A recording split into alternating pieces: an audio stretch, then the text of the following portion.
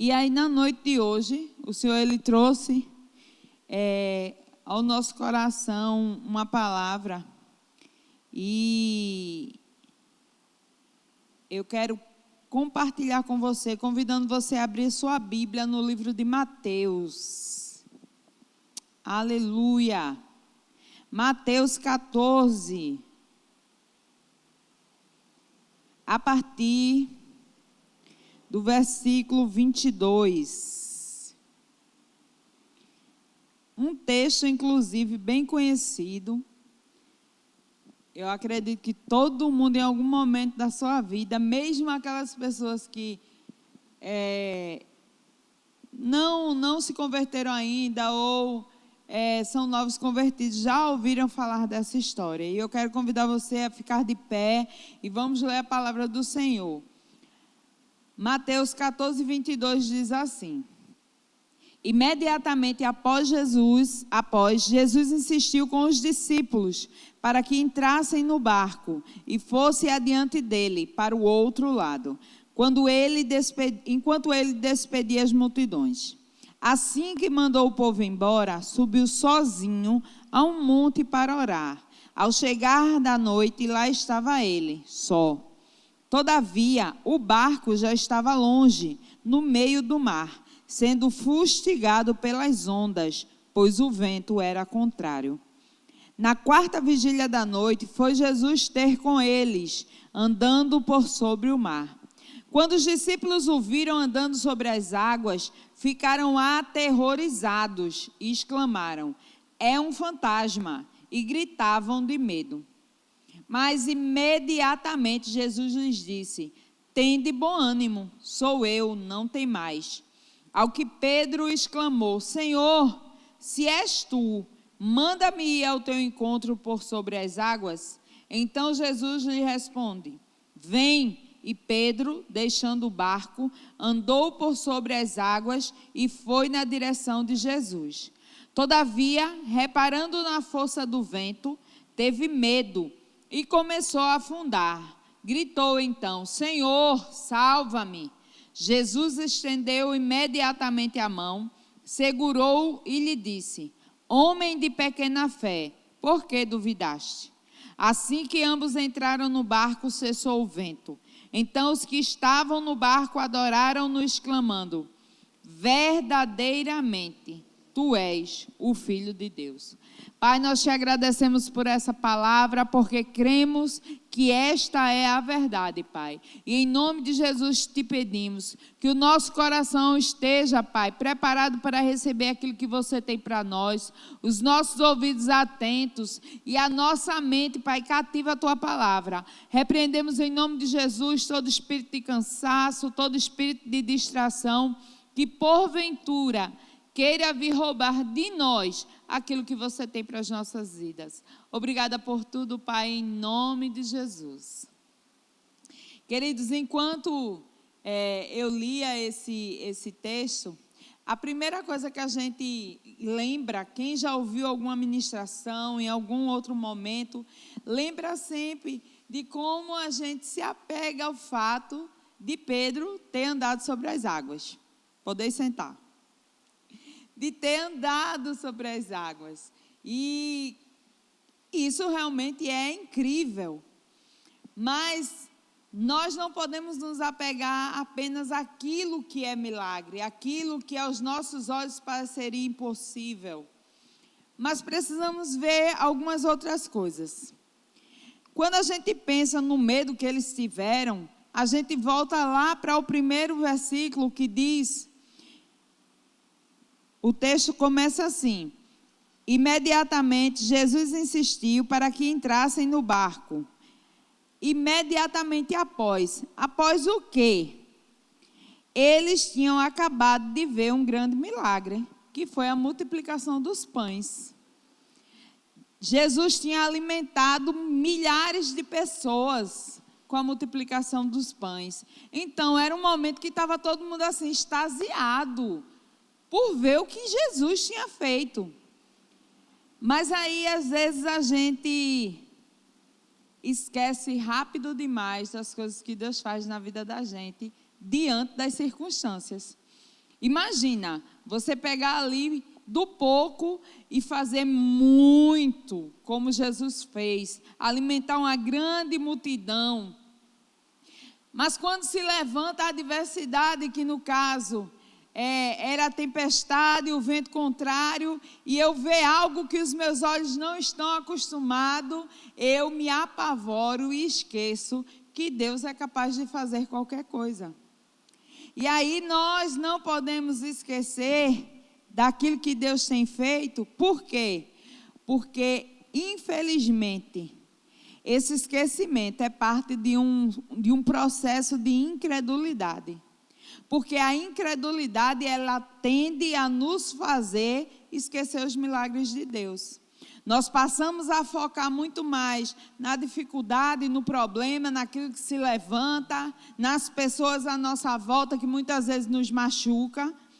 E esquecemos dos milagres que Deus tem feito na nossa vida.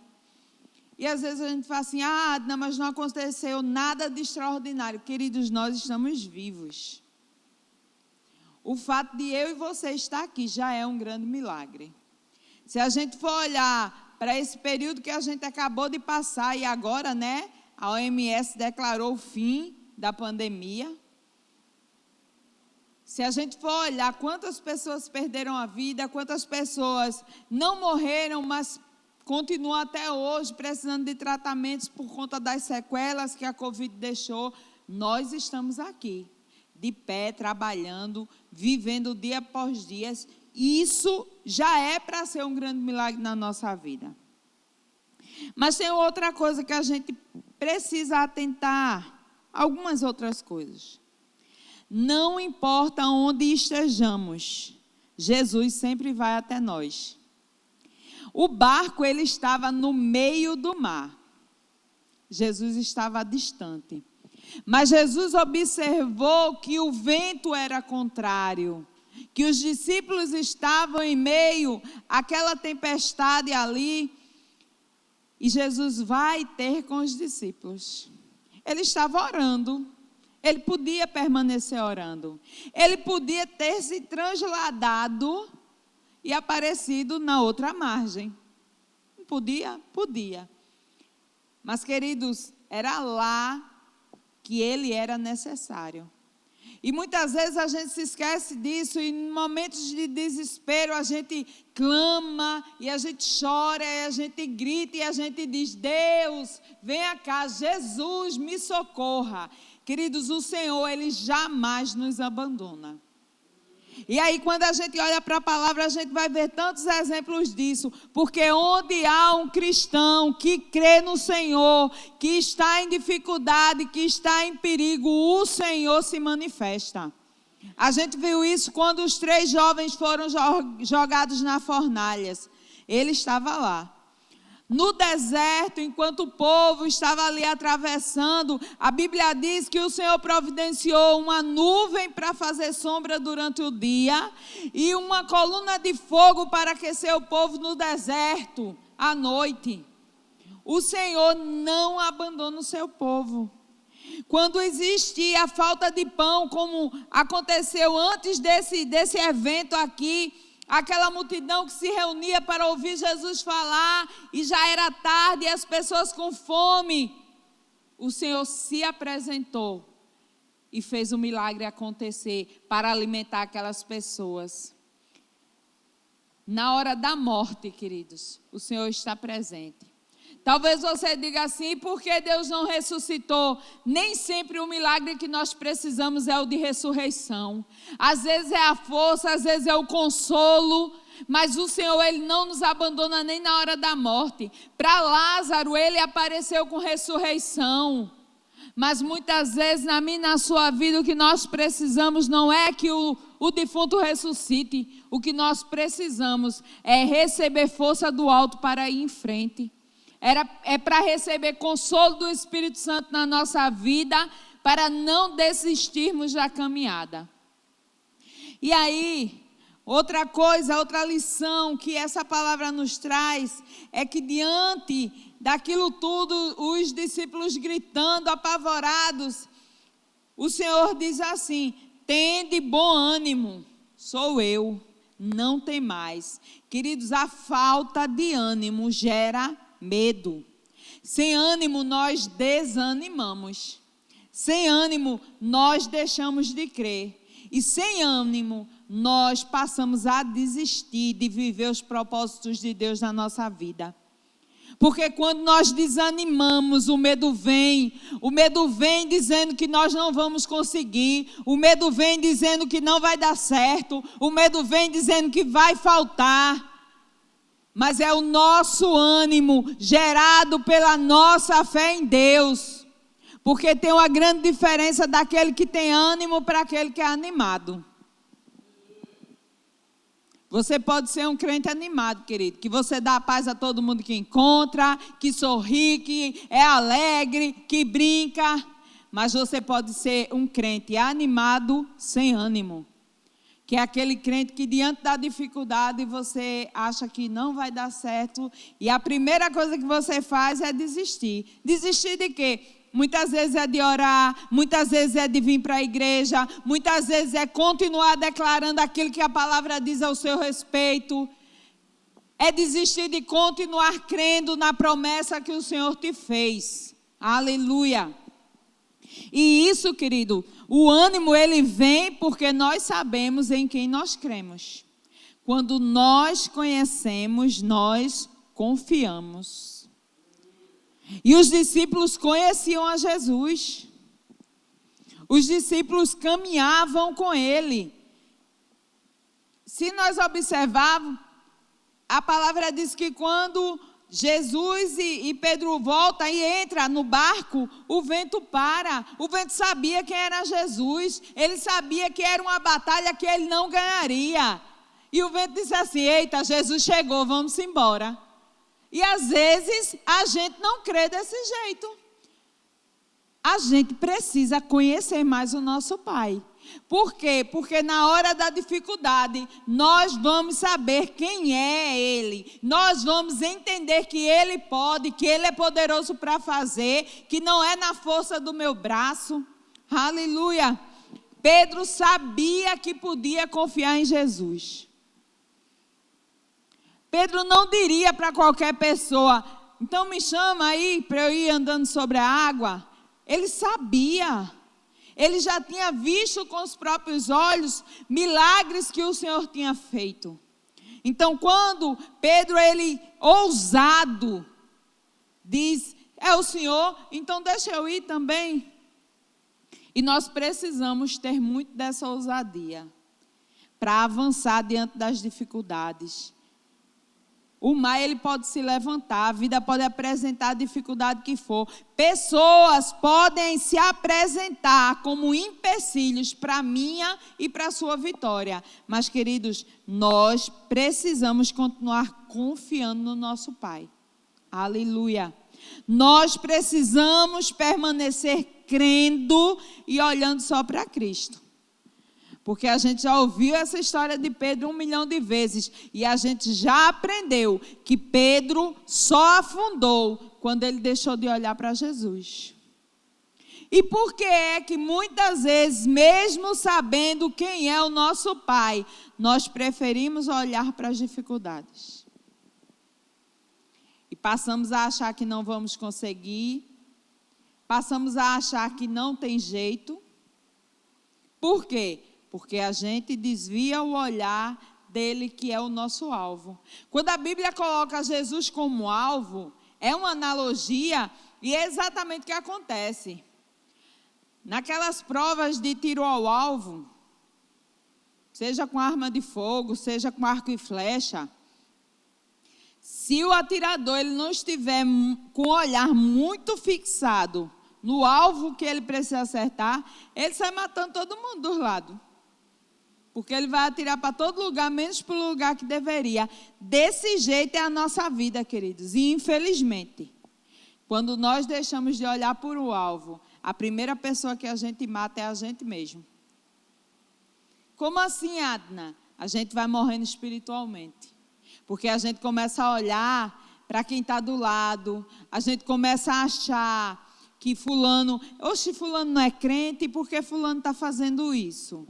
Ah, mas e por que fulano disse aquilo? Ah, eu acho que Cecília está olhando para mim de cara feia. Ah, eu não vou não para a igreja não, porque assim, a roupa de Cecília é mais bonita que a minha. E a gente começa a deixar de olhar para o autor e consumador da nossa fé, passa para olhar as dificuldades, passa a dar atenção àquilo que o inimigo nos mostra. Porque pensa num camarada especialista em mostrar coisa errada, é o cão. Bichinho tem o dedo certeiro para estar apontando. Olha para ali, ó. Olha. E ele cria, viu? Ele cria. Por quê? Porque ele fala conosco. A nossa mente é nosso campo de batalha. E aí, muitas vezes, ele vai estar dizendo assim, olha para ali. Às vezes, você passa no lugar e me diga se é só eu que já passei por isso. Você passa no lugar, a pessoa ri, aí o inimigo diz assim, está rindo de você. Oxê, como assim? Aí tem duas pessoas conversando, está falando de você. Gente, o inimigo ele é astuto e a gente precisa ter sabedoria. Então, quando nós confiamos em Deus e continuamos com o olhar fixo nele, rapaz, pode rir de mim, pode falar de mim, eu preciso olhar para Cristo. Porque se eu olhar para Ele, eu não me desvio, eu não perco o caminho, eu não perco a rota, eu não pego atalho. Eu vou chegar onde eu desejo chegar. E o nosso alvo é o céu, queridos. Nós precisamos continuar avançando, porque o nosso objetivo é chegar no céu. Aleluia. Quando nós desviamos o olhar de Cristo, nós veremos o que sobra. E aí a Bíblia diz o quê? O mundo jaz no maligno. E aí, se a palavra nos afirma que o mundo jaz no maligno, o que é que eu vou encontrar no mundo? Será que eu vou encontrar coisa boa? Será que eu vou ver aquilo que é promessa na palavra para a minha vida?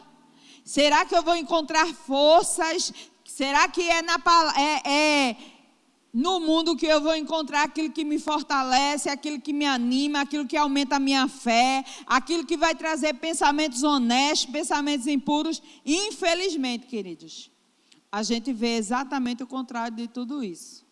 A gente vai ver a desonestidade, a violência, a maldade. A palavra diz que por aumentar a iniquidade, o amor de muitos esfriará. E aí o problema não é só o aumento da iniquidade. É o fato de que a iniquidade está aumentando, porque a palavra precisa se cumprir. Mas eu estou desviando o meu olhar de Cristo para as iniquidades. E aí é impossível eu insistir em estar vendo o que está sendo feito de errado no mundo, o pecado aí aumentando a cada dia mais, as pessoas nos decepcionando. É impossível. Se os meus olhos estiverem nisso, eu permanecer firme. É impossível a minha fé permanecer firme, porque a palavra diz que a fé vem pelo ouvir, mas é ouvir a palavra. Mas se eu estiver desviando o meu olhar de Cristo e atentando a ver e ouvir as coisas que estão acontecendo no mundo, infelizmente, o que nós vamos ver é as pessoas cada dia mais caminhando para o abismo. O inimigo ele tem preparado armadilhas. E a gente já aprendeu aqui que os nossos olhos são portas de entrada. Se eu olho para Cristo, a minha fé aumenta. Porque Ele é a própria palavra, Ele é o verbo, Ele é a verdade. Mas se eu desvio o olhar, a tendência é eu cada dia mais entristecer com as coisas do mundo. E quando nós entristecemos, as nossas forças parece que se esvai. A gente vê isso quando a gente acompanha pessoas em processo de depressão. E muitas vezes alguém diz assim, é preguiça, está com preguiça. Porque algumas pessoas não conseguem nem levantar da cama. Algumas pessoas não conseguem mais se alimentar, não conseguem falar. Algumas pessoas não têm força para levantar, para tomar um banho. As forças somem. Por quê? Porque no que é que eu creio? Eu perco o sentido da vida, eu não sei mais no que acreditar. Queridos, e não é diferente com a nossa fé. A nossa fé precisa ser alimentada com a palavra. A nossa fé precisa estar mantendo a nossa confiança em Cristo e fazendo com que os nossos olhos permaneçam fixos nele. Aleluia. Quando nós reconhecemos Jesus, queridos, nós vamos alcançar a vitória. É impossível permanecermos fiéis àquilo que a palavra diz. Permanecemos olhando para Ele, que é o autor e consumador da nossa fé, e nós não sermos vitoriosos. A sua palavra diz que nós somos mais que vencedores em Cristo Jesus. E quando, querido, nós alcançamos a vitória, nós glorificamos o Senhor, porque nós reconhecemos que Ele é Filho de Deus. E foi exatamente isso que aconteceu, porque depois que passou o desespero, que eles pararam de gritar e viram que eram o Senhor, a palavra que eles disseram foi: verdadeiramente Tu és o Filho de Deus. Queridos, a nossa boca precisa estar cheia dessas declarações ao Senhor. Pai, nós temos a certeza que Você é poderoso. Você é aquele que nos ama em todo o tempo. Nós precisamos ter palavras de gratidão na nossa boca. Precisamos glorificar o Senhor em todo o tempo. Porque senão o que vamos receber enquanto palavra de Deus é: homens de pequena fé, por que vocês duvidam? Não é mais tempo de estarmos duvidando do Senhor, duvidando das Escrituras. O mundo está aí dizendo, essa conversa de que Jesus vai voltar, isso é a história da carochinha. Queridos, deixe quem quiser falar. A vida é sua, a salvação é sua, e você precisa focar o seu olhar em Cristo, porque naquele dia não vai haver desculpas. Nós não daremos ao Senhor a desculpa de que alguém disse, porque está escrito. As orientações nós temos. É a mesma coisa de você comprar um eletrodoméstico. Você não leu o manual e tinha que mudar lá a rotação e tinha que colocar lá para 220. Você ligou na tomada e o aparelho queimou. Não adianta você chegar na loja e dizer assim: eu não sabia, ninguém me disse. Queridos, o aparelho veio com manual. Eu e você temos um manual de vida. Eu e você temos o Espírito Santo dentro, que nos guia em todas as coisas. E nós não podemos usar de desculpas para com o Senhor. Precisamos permanecer firmes, louvando e engrandecendo ao Senhor, cheios de gratidão por tudo que Ele tem feito. E assim, queridos, sim, vamos alcançar a vitória em nome de Jesus. Vamos louvar o Senhor, vamos render gratidão a Ele por tudo que Ele tem feito nas nossas vidas.